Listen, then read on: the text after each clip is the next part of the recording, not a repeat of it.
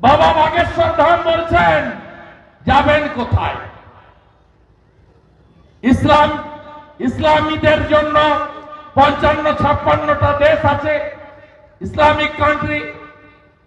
ইহুদিদের আছে, খ্রিস্টানদের আছে, এমনকি বুদ্ধিস্টদেরও একাধিক দেশ আছে। শ্রীলঙ্কা থেকে মায়ানমার অনেক দেশ আছে। আপনি যাবেন কোথায়?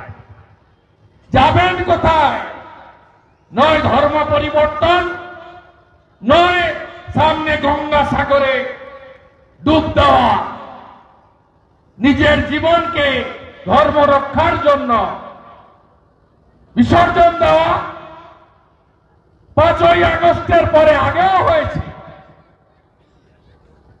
5ই আগস্টের পরে বাংলাদেশে 600 মন্দির ভেঙেছে, হাজার হাজার হিন্দুর চাকরি কেড়েছে, প্রতিদিন খুন করেছে, হিন্দু মেয়েদের তুলে নিয়ে গেছে এবং রতন মজুমদার সরকারি কর্মচারী, তাকে এফিডেভিট করে নাম বদলে নতুন নাম নিতে হয়েছে শেখ শফিউল্লাহ। কবে জাগবেন বন্ধু? ভয় তো সিটিয়ে আছেন। দক্ষিণ 24 পরগনায় ভয় সিটিয়ে আছেন হিন্দুরা। কবে জাগবেন? এক হলে কি হয় জানেন? আমি শুধুমাত্র রাষ্ট্রবাদ করার জন্য, তোষণের রাজনীতির বিরোধিতা করার জন্য ভারতীয় জনতা পার্টিতে গেলাম, সব ফেলে ছেড়ে একজন সাধারণ নাগরিক হিসেবে। 18ই জানুয়ারি 2021 মমতা ব্যানার্জি আমার এলাকায় গিয়ে বললেন, এটা আমার ছোট বোন, ভবানীপুর আমার বড় বোন, আমি এখানে দাঁড়াবো। প্রথম তিনি বললেন।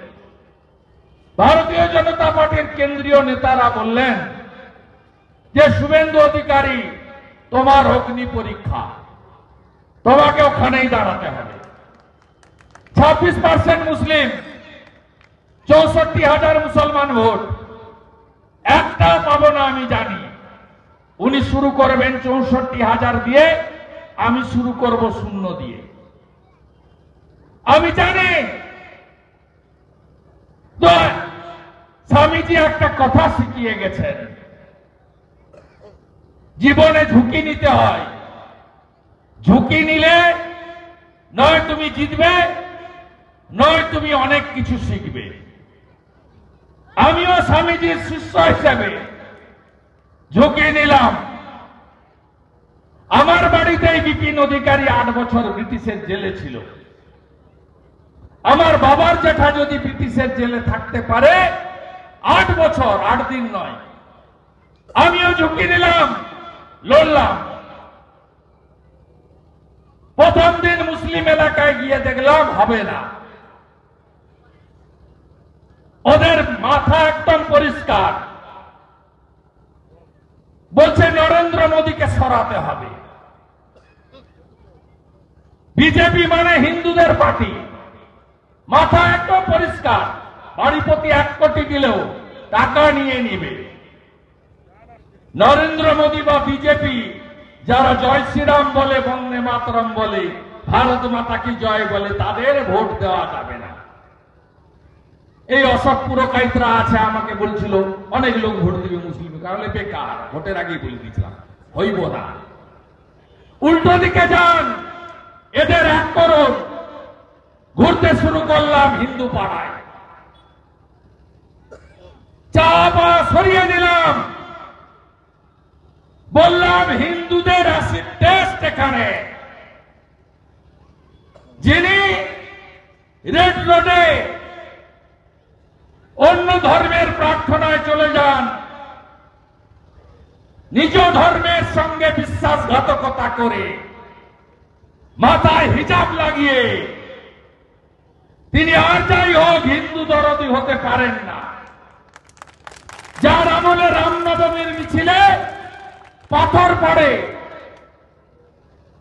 মহরমের শোভাযাত্রার জন্য দুর্গাপূজার বিসর্জনের ডেট বদলে দেয় তিনি আর যাই হোক হিন্দু দরদি হতে পারেন না। শঙ্খনাদ হলো হিন্দু গ্রামে গ্রামে, এক করলাম 64% হিন্দুকে, আমি পেলাম 1,10,000 আর মমতা ব্যানার্জি পেল 1,08,000, আমি জিতলাম। আরো এক হলো হিন্দুরা, 24-এর নির্বাচন, জাস্টিস অভিজিৎ গাঙ্গুলি প্রার্থী, মোদীজির প্রার্থী, 75% হিন্দু এক হলো, 72% হিন্দু নন্দীগ্রামে। অভিজিৎ গাঙ্গুলি 8,200 ভোটে লিড, 2,000টা হলো 4 গুণ বাড়িয়ে। এক আপনারা হন জিহাদিদের হাত থেকে, পুলিশের অত্যাচারের হাত থেকে, আর এই তোষণবাদ সরকারের হাত থেকে আপনাদের মুক্তি আমরা দেব দেব দেব